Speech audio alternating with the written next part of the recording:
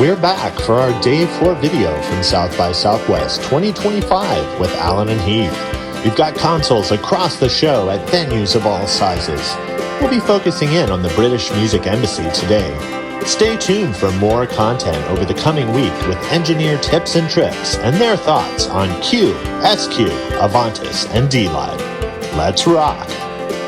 We're here at the British Music Embassy at South by Southwest 2025 here in Austin, Texas. We're going to have a look at some of the consoles that we've supplied to the British Music Embassy and talk to some of the engineers looking after the artists today. Hi, my name's Gareth Cox. I'm a freelance sound engineer and here today at the Monitor World in South by Southwest for the BME stage. It's been a lot of fun being thrown into this, a whole week of shows, and they have been quite exciting. And having access to everything on the surface, it's been really handy just to dive straight in and get people's mixes up. I have to say, I'm not a big fan of having touring external effects all the time. I like to have them integrated. It makes it much easier. Just jump on the console, everything's there for you. The new effects rack has some of those things that some of the other suppliers provide. And some of these reverbs, they're excellent. They're great, some other onboard effects. It just takes you to a new world with your mixes. So I'm really, really pleased that that's a new feature. Something else that's really good, obviously we've got RF World here, and Wireless Workbench is a really good product, but if that isn't next to me or I was at front of house, some of the RF integration on the console has really helped me see what the RF is doing, battery, and what the signal strength is like.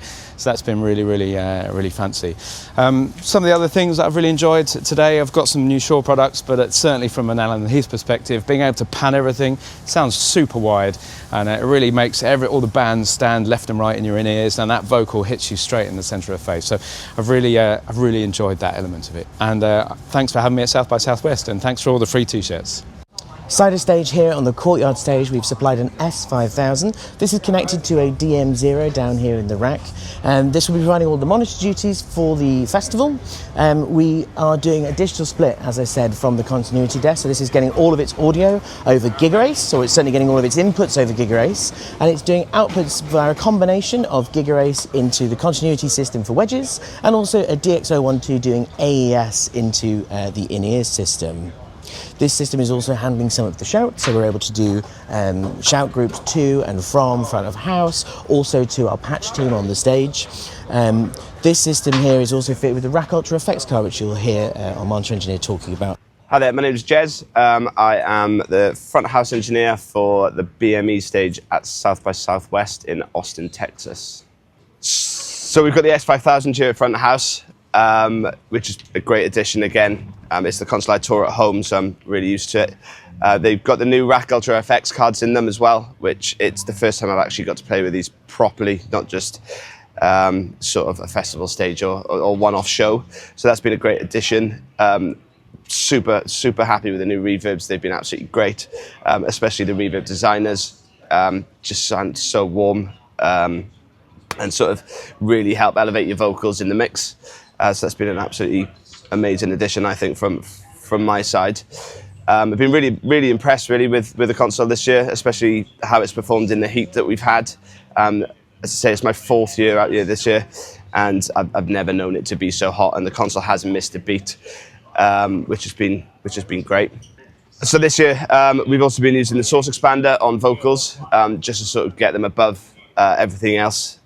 We've also set up some soft keys as well for that, so we're able to sort of punch them in and out as and when, especially for a lot of the quieter singers we've had out here when they've had bands around them as well, as it is an outdoor venue with wedges, so it has been quite challenging, but the features on that just make my life so much easier. Yeah, so it's been great. We've also set up the MIDI integration with Harrison Live Tracks as well, which I'm using for the first time. So we've got the record start and stop on the actual console on the soft keys, which again has sort of helped me to remember to hit record, as I know everyone in the industry is sort of has problems with that as well. So yeah, it's with the MIDI integration, it's been another great addition. I think there's not a lot I can say really about that because it's just been so on it. We're here at front of house on the courtyard stage where we've got an S5000 providing main mixing duties. We've got our CTI, which is available on the right hand side. This is providing continuity and doing splits to all the systems on the stage. We've also got some additional things at front of house, such as a 16.8 for some additional I/O into the continuity system. And we've got an IP8 giving control to whoever's mixing on the large desk on the S5000 to some of the key inputs such as compare mics and walk-in music on the CTI. The CTI is connected to a DM64 on stage. All of the inputs for the event are going into that or into one of the distributed DX boxes on the stage. That's then being split out to the two S5000s, one here at front of house, one on stage at monitors for front of house and monitor mixing duties, allowing us to load show files from visiting engineers on either of these consoles without disturbing the flow of the show and allowing the people on stage to be able to patch easily into one system without having to chop and change what they're doing for each individual artist.